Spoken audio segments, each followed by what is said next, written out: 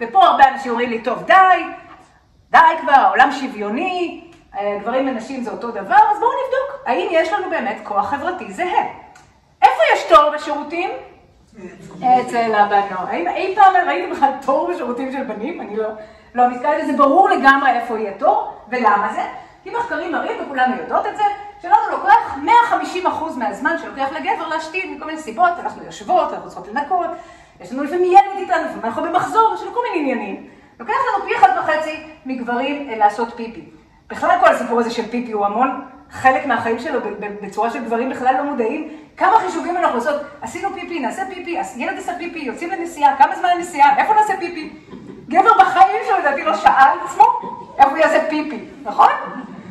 כשחושבים על זה. אז אם היה לנו כוח חברתי זהה, היום תאי שירותים הם זהים בגודל, נכון?